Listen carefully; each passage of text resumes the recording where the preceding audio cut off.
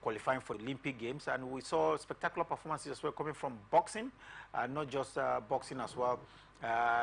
We had some good outing in arm wrestling as well. So overall, it's been seen as one where Nigeria did well in breaking over 100 medals at the African Games, won by Egypt. Egypt getting as many as 101 gold medal at the end of the African Games. No country in the nearly 60 years of the African Games has garnered as many as 100 gold medal.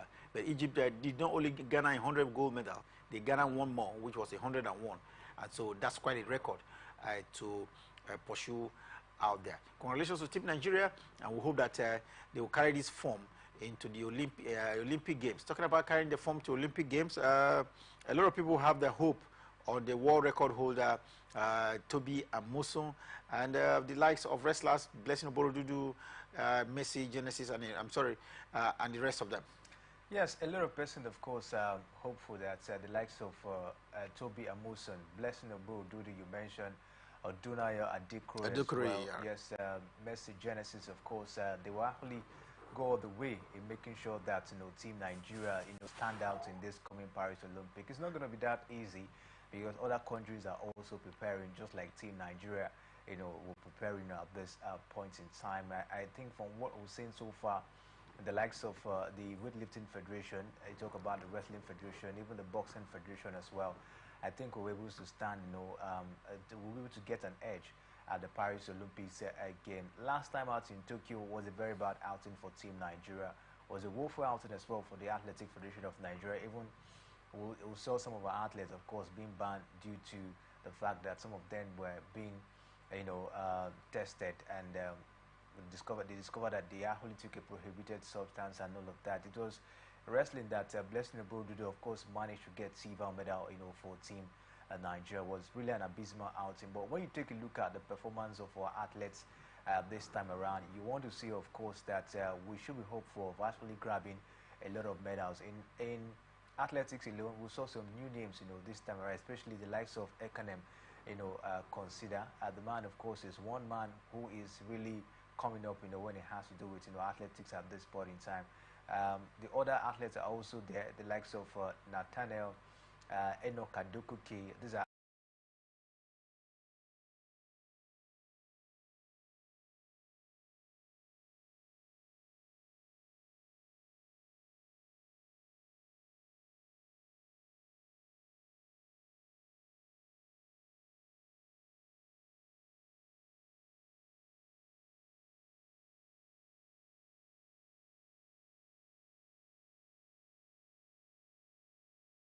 give Nigeria an edge as well in the games. Weightlifting, wrestling already, Blessing Oborodudu, Adukna Adukuri, of course, they've all gotten their qualification. And I think for me, it's a very huge statement of intent, for Team Nigeria. If we can also see how we can also make sure that other federations get themselves well prepared, I think we'll have a better and a quality representation down there in Paris. Quality representation is what we expect in Paris, and we just hope that the wrestlers and, of course, the others representing Nigeria, especially in athletics, will do the country proud. Toby Amuso, after all, is there. She is a world record holder in the Holos event, and she should distinguish herself at the Olympic Games. Getting that would be nice if she gets a goal at the Olympic Games, which is the biggest sporting festival you'll find anywhere in the world. Now let's get to our main focus for this weekend, and this weekend focus is the Miami Open. 1,000 points is at stake, but let's, before we look at the big one, which is the male category. In the female category, Kingsley, we've seen a situation where the defending champion has crashed out at the early stage of the competition. What do you make of the ouster of the Russian number one, and of course world number one in female tennis, Iga Swiatek? I think for me, it was a really disappointing one.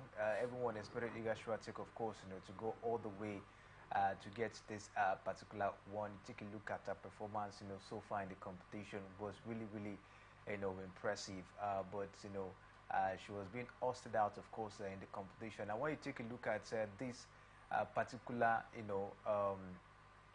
what's it called? This particular Miami Open, of course, you see that it wasn't really, of course, for the big names. We saw Iga Swiatek being hosted out. We saw Coco Gauff as well being hosted out, from the competition, as well as other top female tennis players as well that were being hosted out, and in the competition. That's to tell you how intense and how competitive the WTA is, especially in this particular Miami Open in the Washington. So for me, it was really a disappointing one. Iga Swiatek, of course, at some point in time when you expect her to give her best and also get to the limelight, she falters. But I think it's one of those things you see, in tennis, even the very best as well, lose games, like this. So for me, it's not something that we should actually look back at it. I think Iga Swiatek still has more to offer this year. We have still 3 Grand Slam, of course, still left, to be played.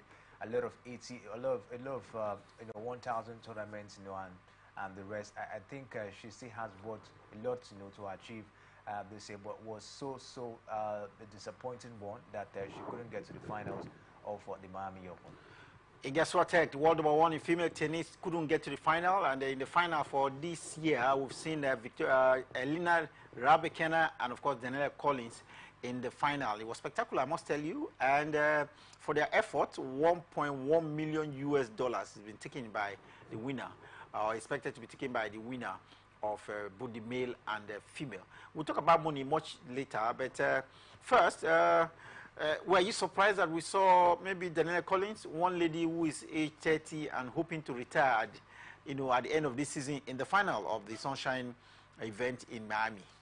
Yeah, a little bit of surprise down there, of course, for Collins, because no one, of course, expected her, to get this far, of course, in the competition. You take a look at her roots, down to the final. She was able to take on Vincennes. Of course, we know that was not a very strong, position for her. She took out Pova as well in the 3rd round and was able to take out, Caroline Garcia, and that was a very surprising one. She also took out Sister as well, and Alexandrova, to get down, of course, to the final. So for me, I think not an easy road when you take a look at it, and then you tend to give Danielle Collins, of course, that much edge of competing with Elena Rybakina, of course, in the finals of this particular one. Of course, you take a look at the opponent she's been able to take her from on the road. You see not a very strong one, apart from the likes of Caroline Garcia and Alexandrova.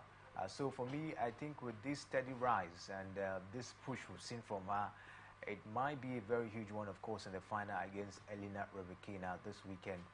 Let's see what, of course, she'll be able to bring on to the table. For Elena, I think she's done so well for herself this time around, coming up despite, the big name players, of course, who have in that WTA, Arina Sabalenka, Iga Swiatek, Coco Gauff, and the rest of them. She was able to skate through. Good one as well, for her.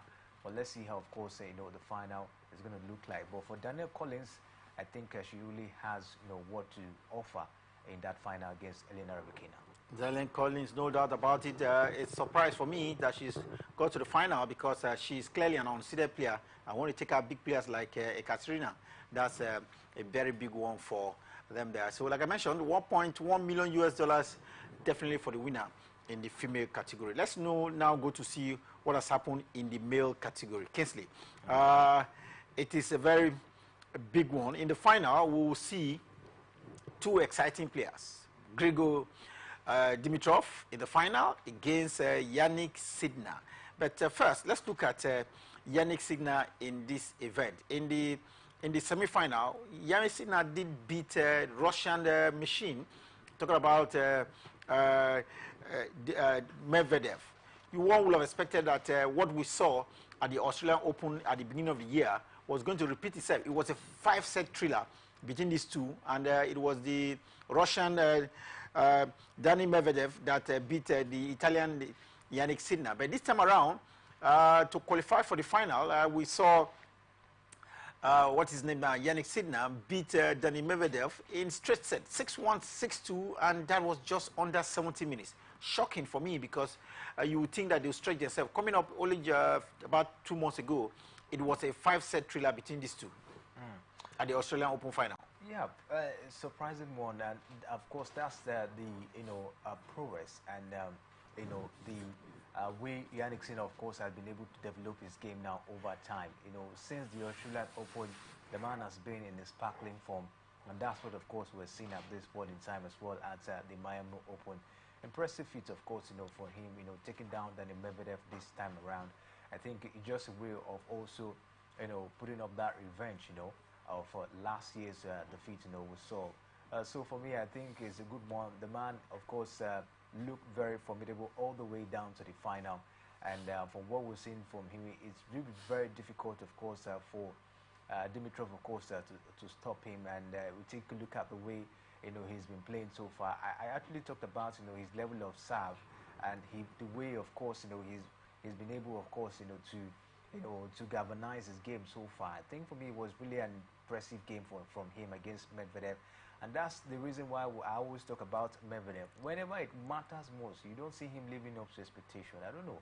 It's also a very huge problem, you know, for Daniil Medvedev. We've seen him in so many finals and he hasn't really taken them serious. And coming up against Yannick Sinner, where he would have shown himself once again, he actually went down. I think Medvedev, I can't just, you know, place him. I don't know where to place him. I don't know how to describe him at the moment because the man is just full of disappointment for his fans. Whenever it matters most for him to get down there and finish the game, you see him, you know, dropping. The sad one for him.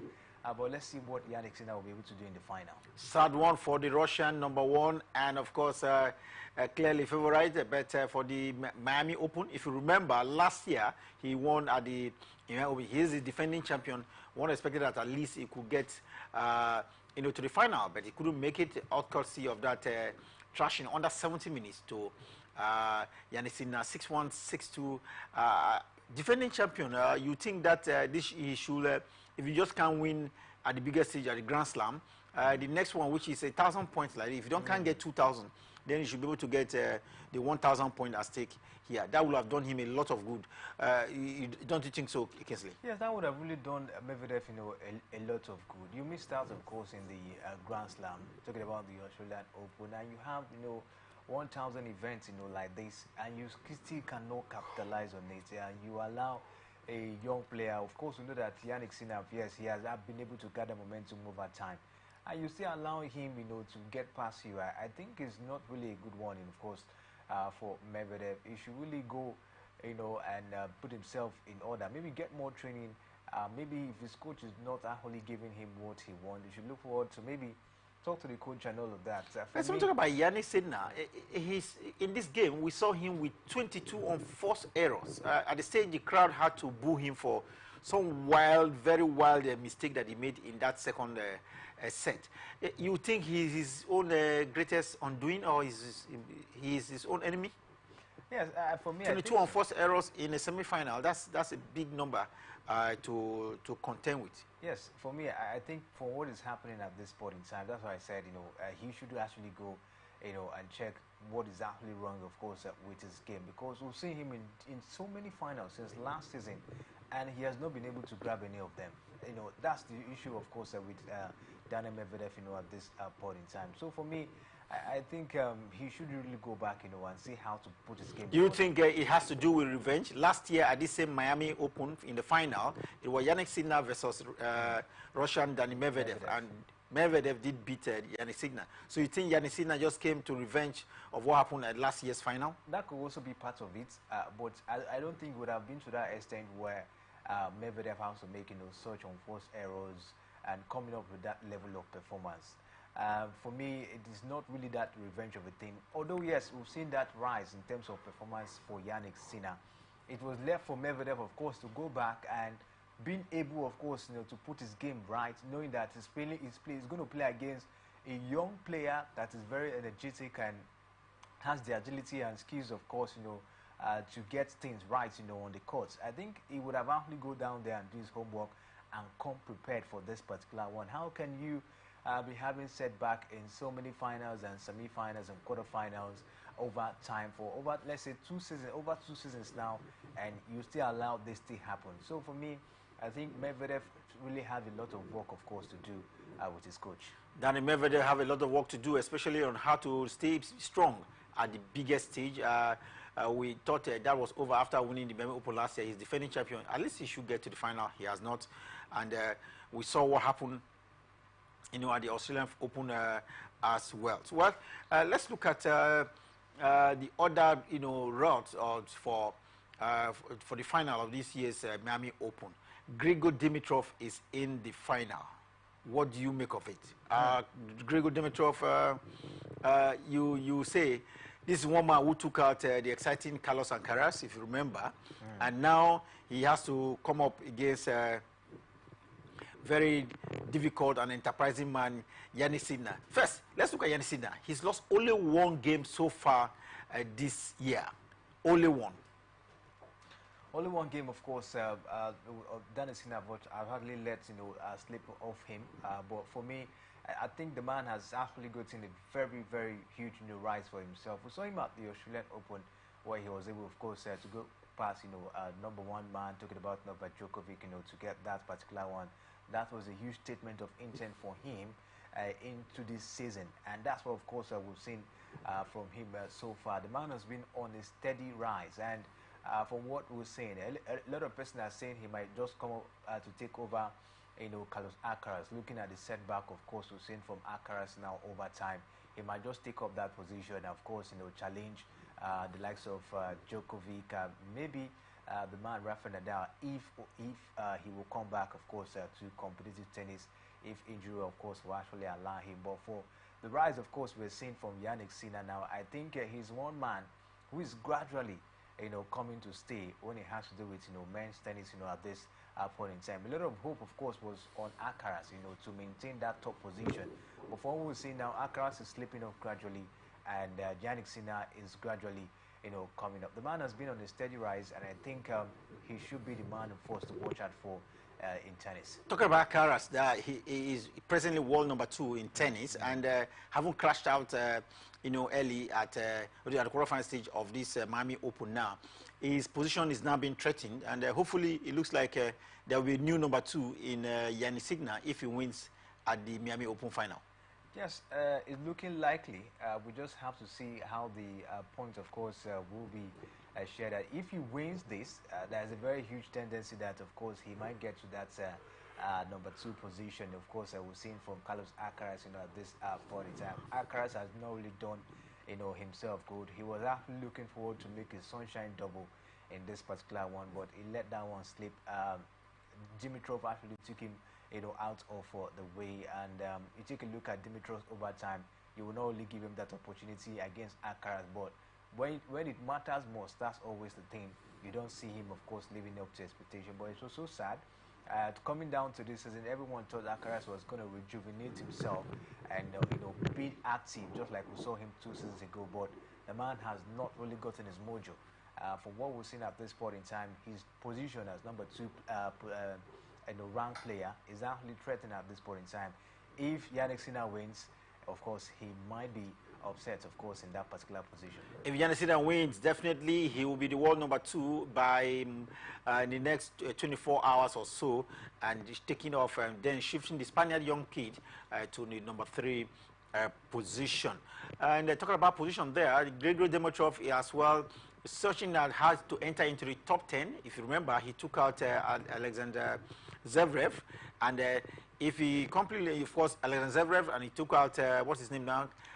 Alcaraz as well. So it looks like a candidate now for world number, at least he will be within the top 10 players in tennis at the end of the Miami Open. Impressive ride, for the man Grigor Dimitrov. I didn't actually expect him to get down to the final.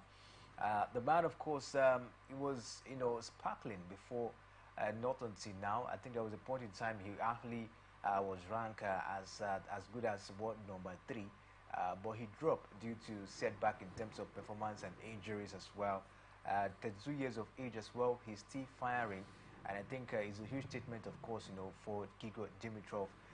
We saw him, of course, getting past the likes of Halfman and the man Tabilo, and then taking out the likes of Hubert Hurkacz, Carlos Alcaraz, and in the semi-final, he took out, Zverev. Zverev is another man as well that always slack. Just like Daniel Medvedev, though Medvedev is a little bit better than him, but Alexander Zverev is one man you cannot just rely on.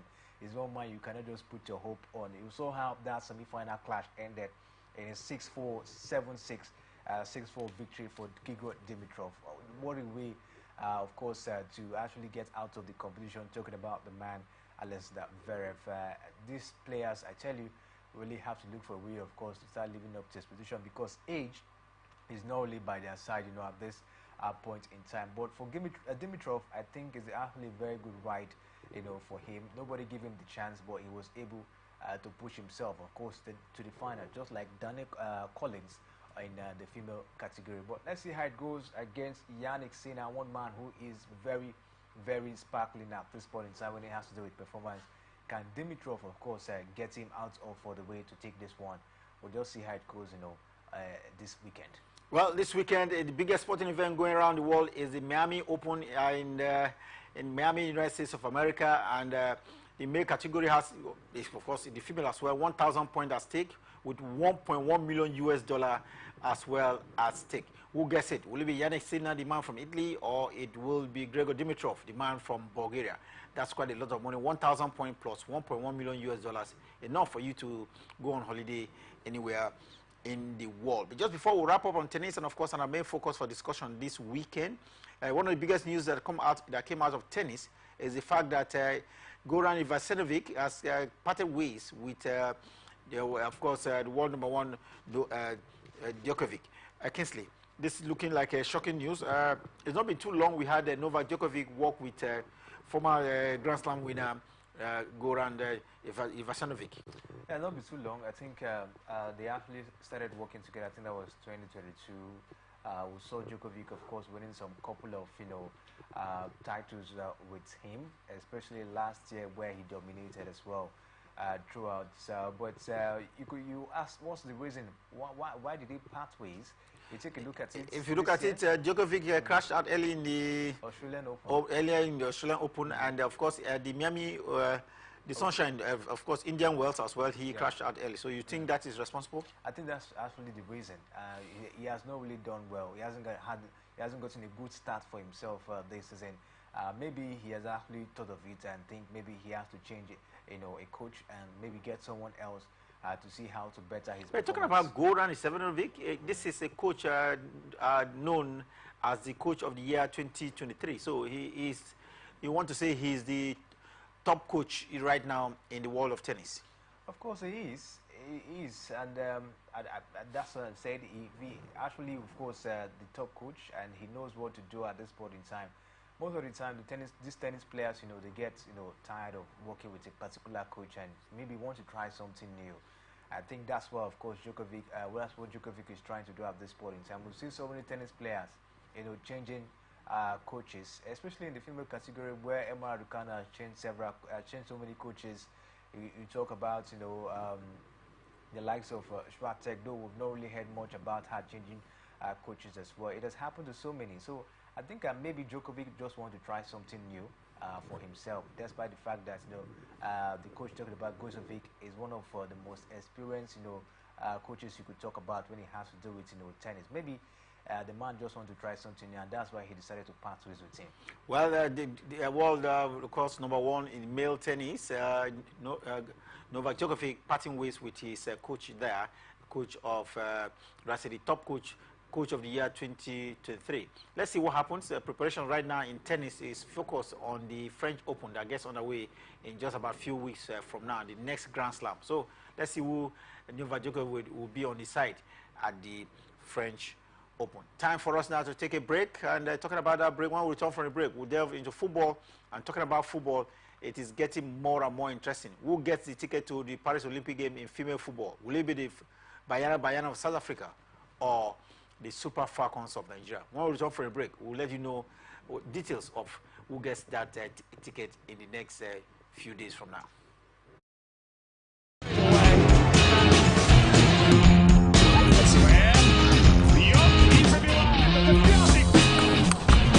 Oh, what a point to end it on. So now this is when they're at their best. That's when they're 12 years for this. So drink it in. Still goes to Auckland, New Zealand. Well, he'd love to be immortality as an athlete. 19.79. It's a goal. It's 8 goals.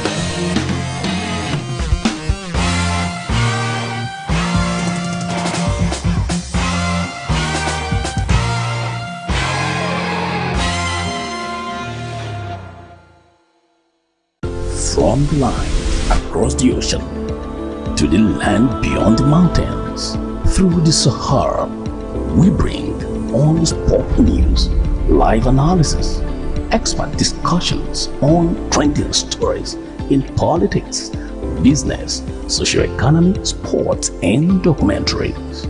So catch all the updates on the happenings around the globe. Stay focused on the fact today, only on ATN.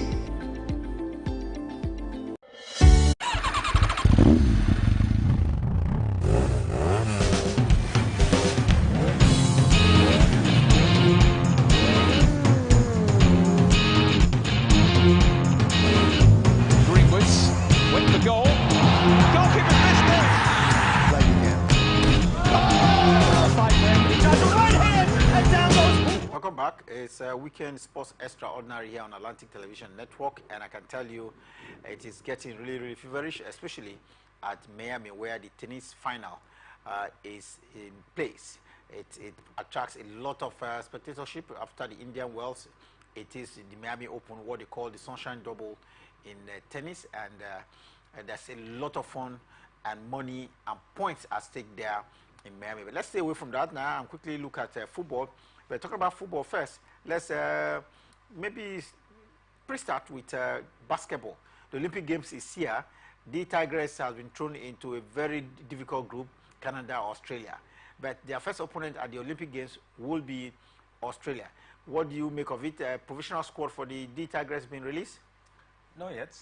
We haven't heard anything from the MVBF or maybe the coach of the side, Rena Wakama. You know, as it is, maybe in the coming days, we'll definitely hear from them, because preparation from the other camp is in top gear already, especially for the Australia, you know, national. I hear the list is out. You have made the provision.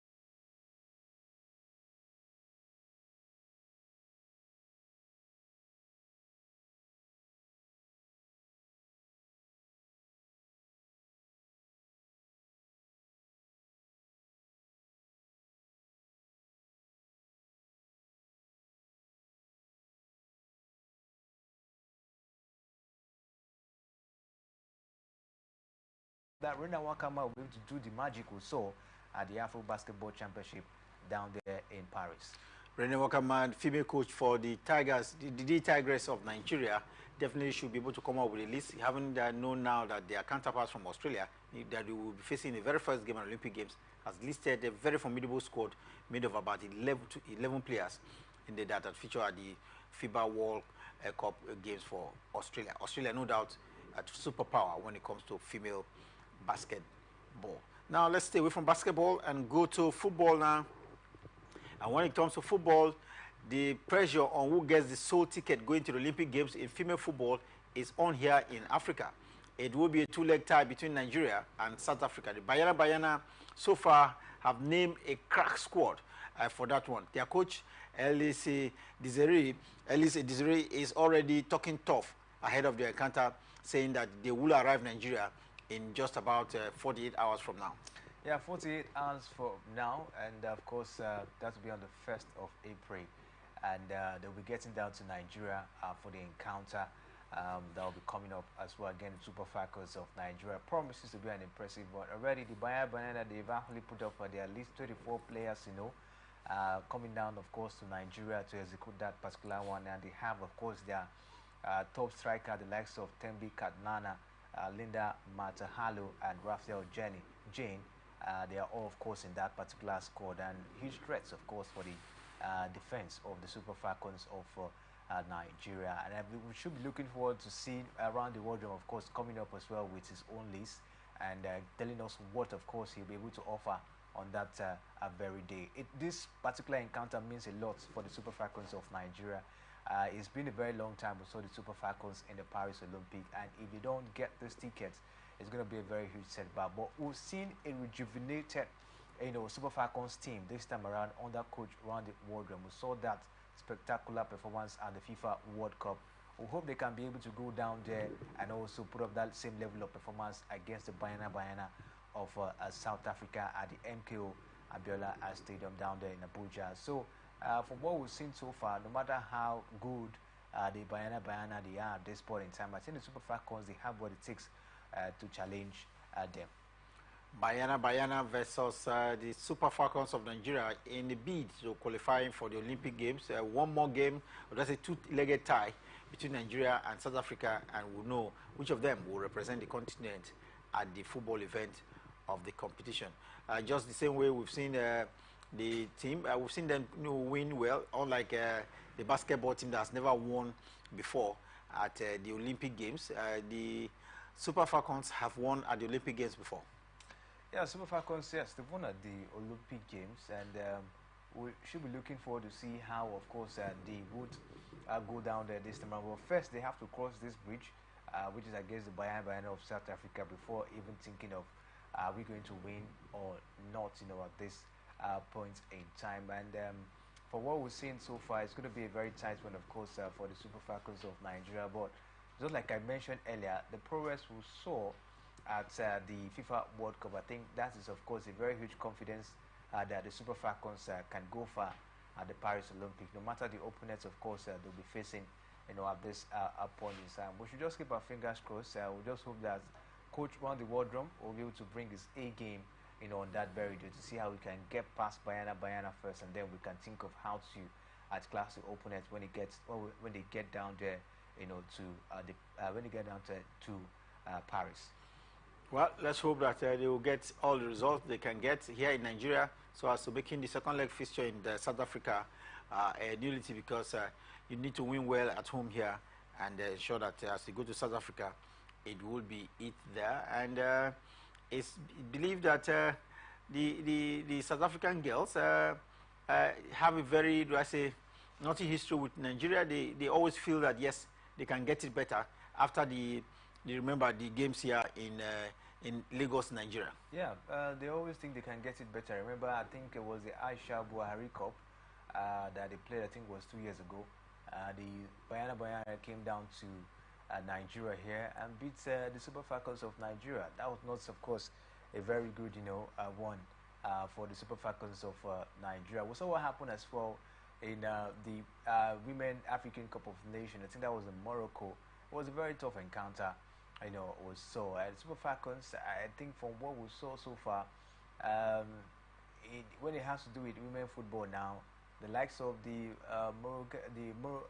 Morocco, South Africa, Nigeria, they've really come up.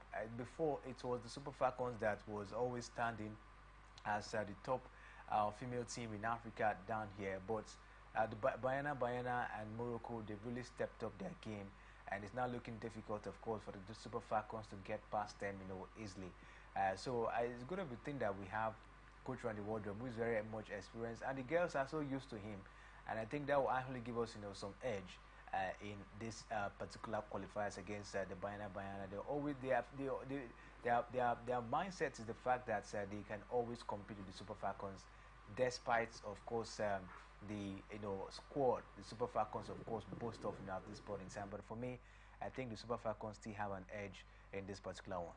The Falcons still have an edge in this one, and we hope they will just go and show themselves and qualify for the Olympic and get the Olympic ticket for the continent of Africa. Let's still look at one or two more stories about football, but this weekend is one where we've seen the first leg of the CAF Confederations Cup quarter final. In spite of the result, the Algerians have complained about kickoff time of the fixture that did take place at the Godswill Akpabio Stadium. Do you think that that was it? We've seen the South Africa most times play their matches at midnight, but they're complaining about how the match in Nigeria was played at 2 p.m. Nigerian time.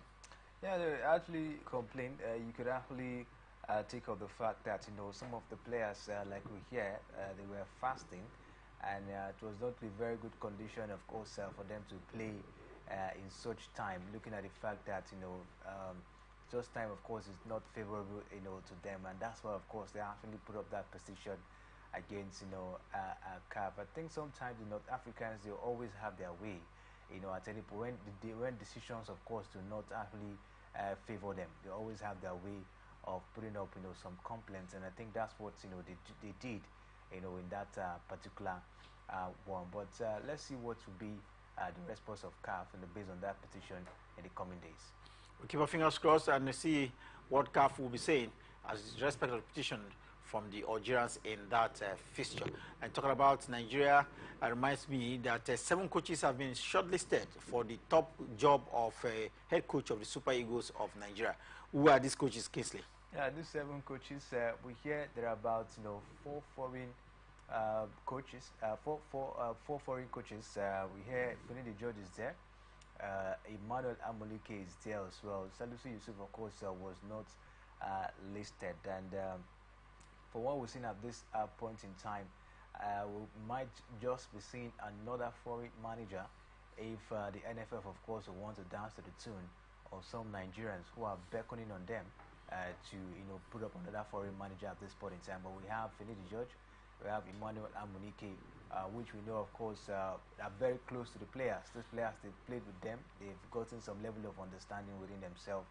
And from what we're seeing, if the NFF want to actually go down, want to dance to the tune of some Nigerians who are beckoning for a foreign manager, we'll just keep our fingers crossed. We hear in the next 3 or 4 days, we'll be hearing them, of course, announcing the new head coach, for the team. I think for me, they should actually, take it very, very seriously. They should apply much wisdom in this particular one, knowing the fact that in 2 or 3 months now, we'll be playing the World Cup qualifiers against South Africa.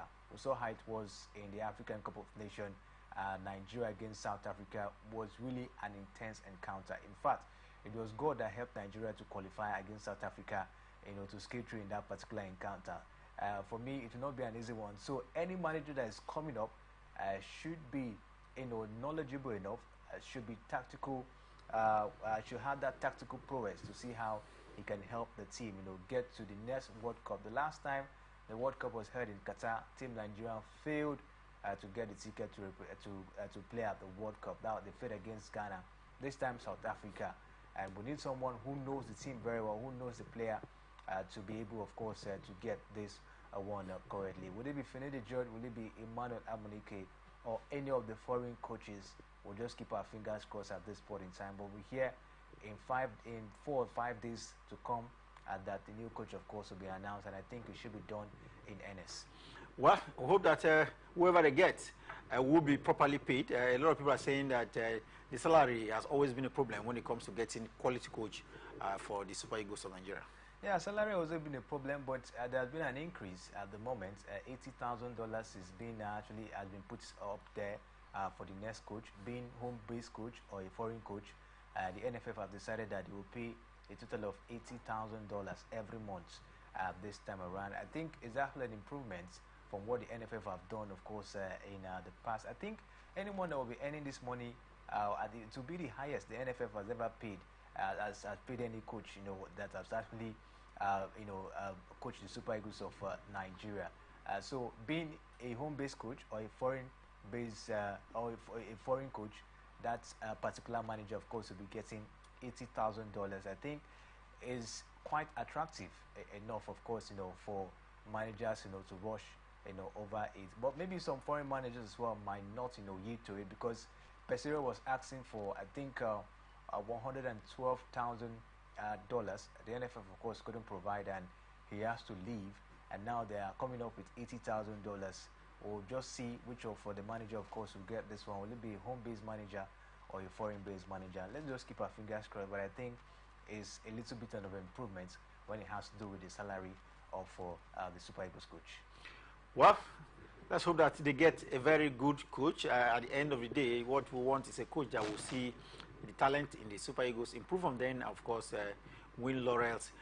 It's been quite some time now that we won the Nations Cup. We need to go to the World Cup as well. These qualifiers will start any moment from now. So we need someone that can navigate. But if you ask me, I think a local coach can do the job just the same way we've seen of foreign coaches. That's quite a long discussion, and so we'll keep it for yet another weekend, if you ask me. And we'll have to begin to wrap up the show now, but just before we wrap up the show, our sports extraordinaire of the weekend, it couldn't have been any other than Xavi Alonso. This is the coach of Bayern Munich. He's been well sought after by Liverpool to replace Jurgen Klopp, and Bayern Munich as well, the best club in Germany, is looking for him as well, with a lot of cash involved. But he's come out just less than a few hours ago to say that he will not be leaving his job as the coach of Bayern Leverkusen. He's one coach who has not lost any match this season. He's played as many as 38 games or thereabouts, and he has not lost anyone. And this is his first season as head coach, and he's been well sought after by these big name clubs, Liverpool and Bayern Munich. Kingsley, what word do you have for this man? Xavi Alonso, former Liverpool player, no doubt about it. Yeah. But he's kept his cool down to say he will continue with Bayern Leverkusen for the rest of the season. And for Bayern Leverkusen, they've never won the league, if you remember, in Germany, and they are on the verge of winning the league with just about 10 games or so left at the end of the season. Yeah, just about that, and I think for me, it's been a fantastic one for Xavi Alonso. It's going to actually create another history in the German Bundesliga when his team Bayer Leverkusen, finally lift the title. I think they're 10 points adrift of second place, as I talked about Bayern Munich, at this point in time. So they actually stand an edge to lift the title. It's been a rosy one, about 38 games unbeaten, if not over. I think that's a very huge one, of course, for Xabi Alonso. No one saw that coming as well this season. I think for me, it's the right decision. Good decision from Xabi Alonso, not being for the fact that he didn't allow the job at Liverpool, of course, to get him out of the team. This is just the season where he actually put up something very impressive. So for me, I don't think he should just rush. I think one more season before he leave would actually do a very good one for him. Good one for Xabi Alonso, and we hope, of course, he leave the title at the end of the day. Xavi Alonso, first season as head coach, but he's been sought after by Liverpool, Bayern Munich, and even Real Madrid is waiting for his contract to expire in 2026 for him to be their coach as well. But if he wins the league, definitely he's going to win it with just about 10 games to the end of the season. He will be breaking that 11-year-old hell of the leadership position of the German Bundesliga title by Bayern Munich. And everyone is asking, who could do this after 11 years, stopping Bayern Munich from winning the German Bundesliga. Well, that man is Xavi Alonso, our sports extraordinaire for this weekend. Until next weekend, when we return with yet another bomber edition of Sports Extraordinary Weekend Edition. It is peace and unity that clearly gives you pathway to progress. Enjoy here on Atlantic Television Network.